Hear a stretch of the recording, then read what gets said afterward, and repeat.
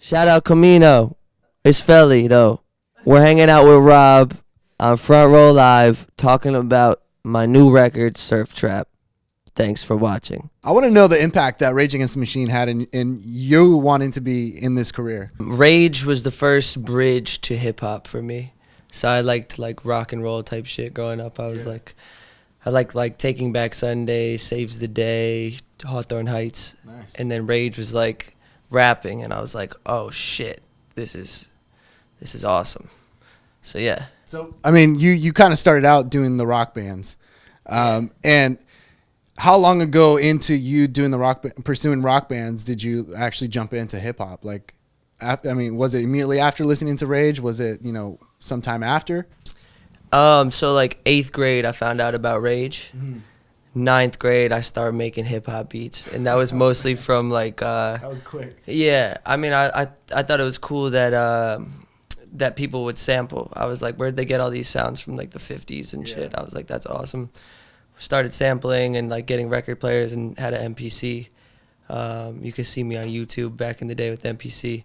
So that's my roots, yeah. But Rage definitely bridged that gap. And as a songwriter, like how challenging was that transition going from writing some rock music to writing a hip hop track?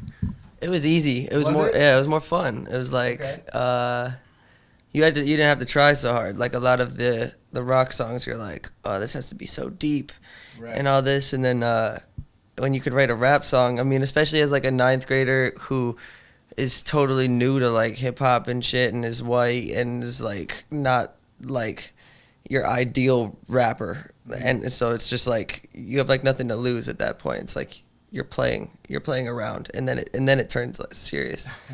Yeah, you don't expect it to, and then you see like fans and stuff, and it's like, oh, y'all like this music, like this is what I do, so you just keep doing it. Yeah. Right. And I mean, it seems like you still kind of bring in your rock influences into your music, in a way. Like, do you kind of think about that when you're creating music today? Yeah, I mean, I was with like an Australian like punk artist the other day. Shout out Twiggy, and we were making like a punk trap song. So it's like, yeah, like so like we know what we like to go out to and to dance to and whatnot. But we also like were raised on different stuff. So it's like it's only appropriate to incorporate those elements into everything. It's like, at the end of the day, you have like an awesome fusion of different sounds in a new genre. It's essentially going forward musically and creatively. Right. So that's like the best part. Yeah, it's all these influences because you can only be you, So yeah. Now as you're coming into this new album, this is a new partnership with Sony as well. So talk to me about the production of this album and how different was it from your previous projects that you've released? Okay, so I be calling this one my first like studio album, but I mean I've dropped other projects and stuff, but on all those other projects I've mixed, mastered, recorded myself, produced a lot of this stuff. This one I kind of like, I guess, invested more in myself or tried a different path. So like went to a studio for like hundreds and hundreds of hours and worked with a professional engineer, like full booth, all that shit. Didn't mix it, had David Nakaji mix it, who's an awesome mix engineer, and just kind of like went for it. And like there's like better songwriting and better sonics, and just like kind of like step my shit up, like realize like, okay, yeah, I could always pump out albums like here, cooking like that, like, but this one was like, let's do something that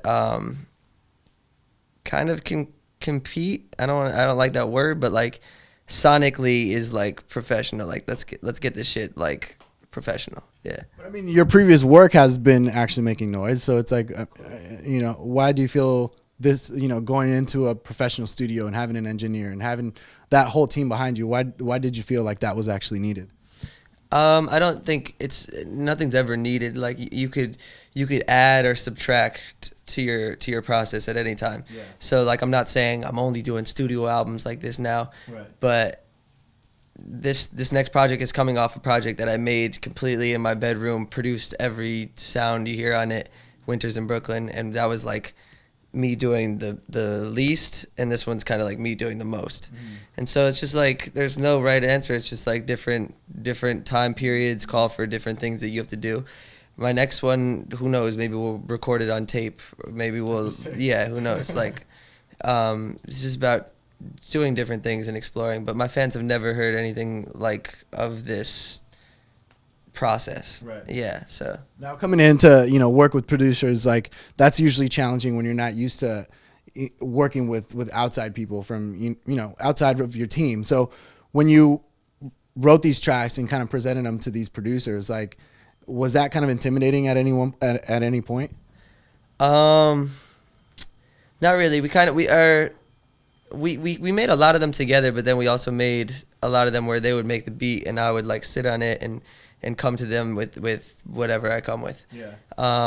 It wasn't intimidating because I loved the producers so much. Kyron and Quincy, they go by Rage, and Bird Language also helped out a lot on this next project. Interesting that they go by Rage. Yeah, it is. They just changed their name to that. And nice.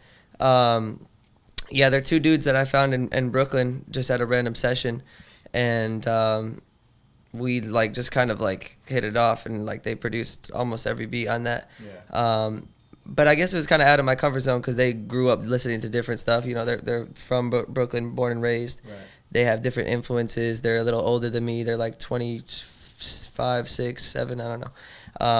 But they're just like more sophisticated, and yeah, like I had to step my shit up because they have their shit up, Right. So it's like it's just pushing yourself. It was cool. So what do you feel was your biggest challenge on this record when you went into the studio? On Surf Trap as a whole, what was the biggest challenge? This one kind of just like was not challenging. Like we definitely worked many long nights, but like this one like came out of me, which is like that's why I feel really good about it. It's like, nah, this like had to happen. It's like a lot of stuff. It shouldn't be challenging. Right. On all previous projects, I could tell you a bunch of challenges and whatnot, but this one just naturally happened for you. yeah, this one felt pretty good the whole time. I mean, we cut a lot of songs. Like the shit's only 10 songs, so I guess track listing was definitely a challenge, and just kind of curating it. Right. Because I made a bunch of dope shit. I was in Brooklyn alone. This was after Winters in Brooklyn, so I kind of made it during the spring in Brooklyn. I was just pumping out music and going to the studio called The Brewery. Okay. And yeah, we're cooking like crazy. So like the output was crazy, and then the hard part was like, trimming the edges and making it into a sculpture of some sort. Right. Yeah. Now listening to a lot of your music, I feel like pianos play a big role in your music. What is the reason behind the pianos? Like, is that something that you just grew up loving? Like, is that just something that just naturally happens in your tracks? You don't even notice that there's piano in there. Like, Fabrics, for example, is one that I can really pinpoint that was like heavy with the pianos. Yeah, I didn't even think of it like that. Like I just started getting good at piano like in the past year or two. Yeah. But other than that, I guess it's just my ear was like that. I don't know. But I got the mint green Rhodes, so like that's just my baby now. Yeah. So I play that every day. It's like not only is it just super sexy, but it's like it encourages you to play and it sounds amazing. I don't know. I just like keys. Yeah, I've been moving on more to guitar though. And since you are an instrumentalist as well as a writer, like, do you find yourself learning music before you write lyrics, or does it really matter for you? I'm trying to get more musical, like every day. Yeah. Practicing chords and shit, but you can make stuff without knowing anything. You can make like amazing music without knowing anything. If you're honest and you write your soul in a poetic way, I guess, and sing it right, and the stars align and the recording's right, it's like, yeah, you can make shit all the time. But right now, it's like since this album's done, I'm kind of like in a period where I'm just trying to, get my artillery up and, get better equipment, get voice lessons, get guitar friends to come over and show me new shit. The more knowledge, the more power. So, yeah, it doesn't matter though. It doesn't matter, I don't think. Can we talk a little bit about the upcoming single "Pretty Girl"? Why did you choose this as the lead for this album? Like, what was it about this track?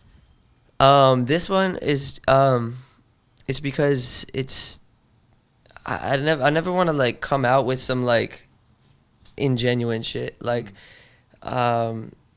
there's so many other songs on Surf Trap that like will pop because of like how a lot of kids think and whatnot, and like Right. and because of the sonics and just you know what a banger is when you hear it. Right. This one is like a fuck the word banger. This is like just like a beautiful like awesome song, but this one is like the single I think is because it's so honest, and I just want that to be the first thing leading off the project because it just lets you kind of know where this project's head was at and what was going on during that period of time. Right. And it just kind of like sets, it was gonna be the intro, but we were like nah, and it kind of just sets the tone for okay, well, with this being said, with Pretty Girl, what else? And that's kind of like go listen to the album. Yeah. Right. Now, since you kind of mentioned being honest with the music, like, does that make it harder to record when you're being honest, when you're getting vulnerable in the booth? Like, does that make it more challenging for you to actually put that song out? Sometimes it is challenging, and then you don't know why it's challenging. You're like, why can't I just be honest? Why can't I feel like I'm making my own decisions? Right. Sometimes you just gotta like come home to yourself and just be with yourself for a little bit, because like so many other outside influences that will misdirect you and make you think that you need to be like this or like this, and it's like, nah, fuck that, that's not you. So I guess that's like the challenge, but everybody faces that. Everyone knows eyes are on them. Like it's like the real will prevail. Like yeah. This record drops the 20th of September. Once the record drops, we're going to expect another tour from you. Can we talk a little bit about this tour and how different will it be from your previous stuff? Is it going to be full band again? Or are you going to go back to the old ways where you had like DJs and stuff? Surf Trap tour, it's going to be like 30 something dates. And we're in the Sprinter van, no flying, which I'm stoked about. Yeah, we're just kind of going all around, but this one's gonna be interesting because it's gonna be a blend of band shit and us doing our like rapper shit. Right. So I'm definitely gonna be pulling out the guitar and singing and whatnot, and that's new. Like I on the last tour I made beats with the guitar, and I was on the machine. It was cool. This one's gonna be like, and I promised everybody at the last shows I would like sing on some next shit. So yeah, it's kind of like me bringing my crew of rappers who are also super talented at making music, and we're gonna give everything that like when we play our shows. Yeah. Right. Now, I mean, obviously every artist knows they're about to go on tour when they're about to prep for a record. So in doing so, especially for this upcoming tour, did you think about the size of the rooms? Did you think about the kind of tour that you were about to embark while creating this record? Does it ever affect you at all? Does it matter? Sometimes, yeah. Sometimes you think like, well, how would we play this? How would this be a live setting? Yeah. And a lot of the times it's exciting because you'll record live instrumentation into it, and you'll have an amazing bass, like not like bass guitar, but like you'll have amazing like blueprint Right. of what it's like, and then you think to tour time and you're like, oh shit, recreating this with the band or whatever would be awesome. Yeah. And it'd be like, this would be so fun to play live. So if the record sounds like it's fun to play live, like you'll hear the first record off the album, like I can't wait to play that shit live because it's like, yes. Right. No words. But yeah, sometimes you go into that, and obviously like I've been doing like a lot of festivals here and there, so like that has had some influence, just because like you see how energy at festivals go. Sometimes it's like sometimes you can't win with your deep cuts that are like slow, like Right. they're not slow, but like You don't have that kind of time. yeah. Sometimes you don't have yeah, exactly. Yeah. Motherfuckers are just not there for that. Almost, they're like there to turn the fuck up. So I respect that, and I've been playing at shows with like a lot of people who have been, you know, before my set, after my set, and just seeing how energy moves. So a lot of these records are kind of like tailored for that. So it's like shit gonna go hard. Yeah. Now on this tour, can we also expect a lot of your jam sections that you're used to doing with your band? I mean, the song may be 3 minutes on the record, but live it might be like 7-8 minutes. Like, can we expect something like that as well? Shit, I just want a solo, yeah. I just want a long solo. You need that, like selfishly, like on tour, like that's the only thing that feels like that's like your rock on tour. Right. It's like you see so many people, meet so many people, and you're giving a lot of energy, and it's good. It's awesome, and like it's reciprocal, and it feels great, and the fans are the best.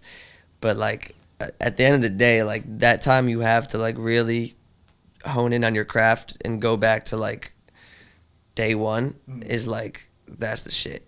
It's not always in a solo. Sometimes it's in like a verse that you'll remember. Like sometimes I rap Fabrics. I'm like, oh shit, I'm on right now because like you start feeling yourself. Yeah, it's a moment. Nice. So now, okay, so the record drops the 28th, tour coming up soon. What else can we expect for this year? What's keeping you busy? I'm gonna get really good at this shit. I'm already getting really good. So I'm gonna make amazing songs. Yeah, that's all I want to do.